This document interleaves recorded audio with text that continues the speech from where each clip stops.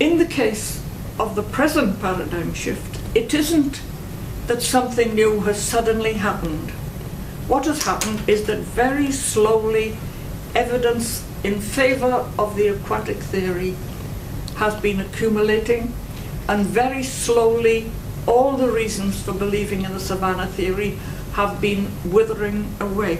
But it's happened so slowly that they've never felt, well, now is the time, we've got to do something about it.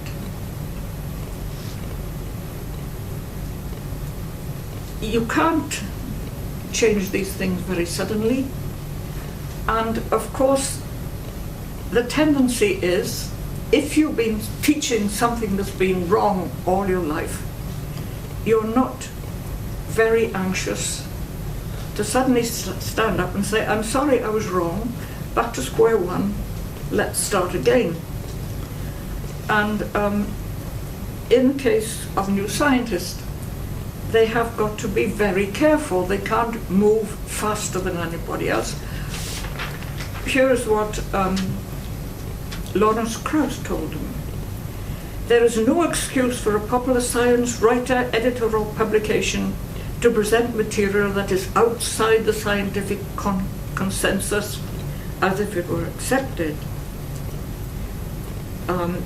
It is most appropriate to err on the side of caution and print no information rather than misinformation. This is not censorship, it is common sense. It may mean delaying the scoop of the century, but only by a little bit, because the good stuff will always rise to the top. Now, there is good stuff in the aquatic theory. Nobody has been able to prove otherwise. They are saying it will rise to the top. Alistair thought it would rise to the top. I've written 6 books about it altogether. I was campaigning like mad up until the 1990s. And then I thought, well, it will rise to the top. Now we know the savannah theory is wrong. It's bound to rise to the top. But it isn't. They're much too comfortable with it the way it is. And they're just trying to shade it. They say, well, it wasn't a savannah, but it was savannah woodland. It was savannah mosaic. Anyway, the trees might have been a little further apart. And of course, we're not saying there mightn't have been water there. We call it a mosaic environment, or a riparian environment, meaning a riverside environment. And the only people, it seems as if the other thing that's frightening them is the creationists.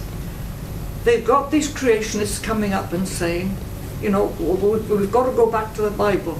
And they feel at a time like this, we've got to cling together and not disagree with one another and not allow any weaknesses in anything we've ever said. It's something like the terrorists and the 42 days. We've got to keep them in custody for 42 days just in case. And it seems to me the scientific establishment is saying we've got to keep the aquatic theory in custody for 42 years.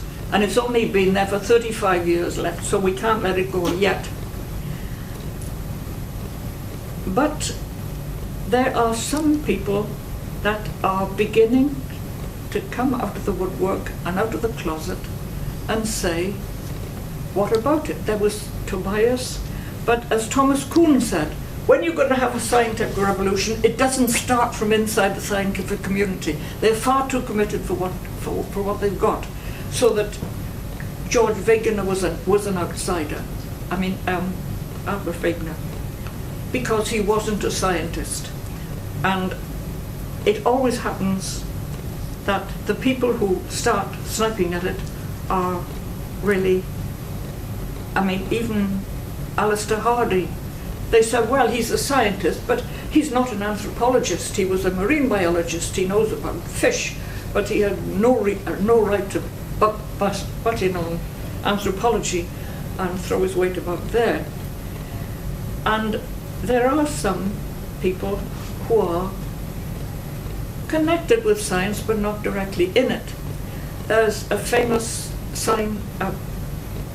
scientific philosopher called Daniel Dennett in America, he's a very big name. And he has said,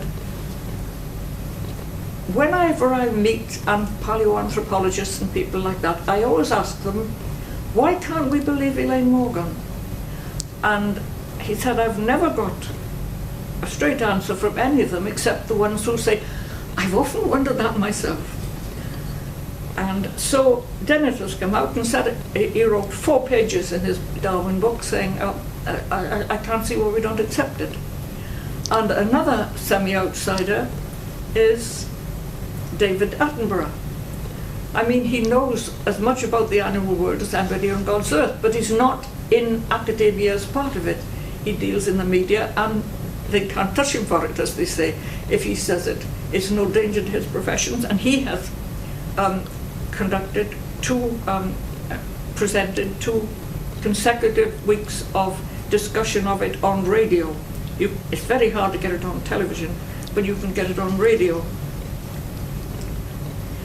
So, where do we stand today? I think it's exactly what Trav said. The good stuff will always rise to the top. People know it's rising to the top, and I'm sure that it will within the next 10 years at least.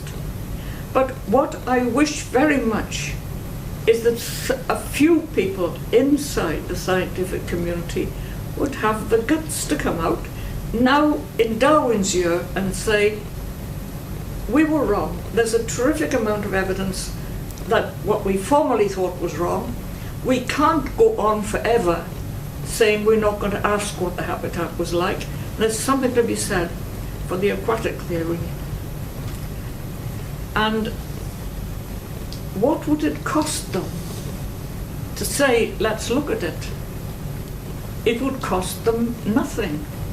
There is nothing in this theory that's incompatible with what the bones and the teeth are telling them.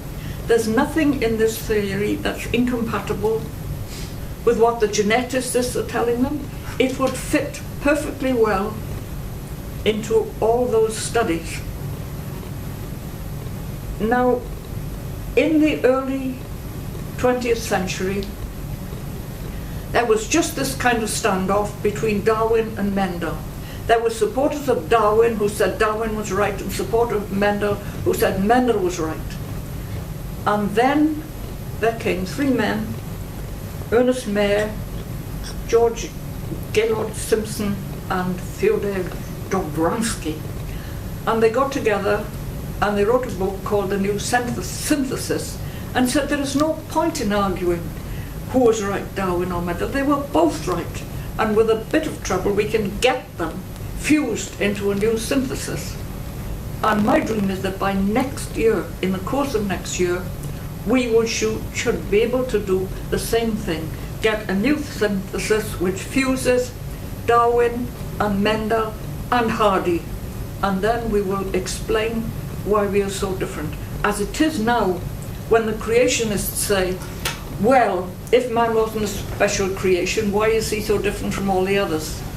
We have to say, I don't know. But if we had this synthesis, we could say, I know why he's so different, because he is the only creature that's passed through a stage of arboreal behavior, followed by a stage of semi-aquatic behavior, and the blend of these two made a lot of things possible that had never been possible before.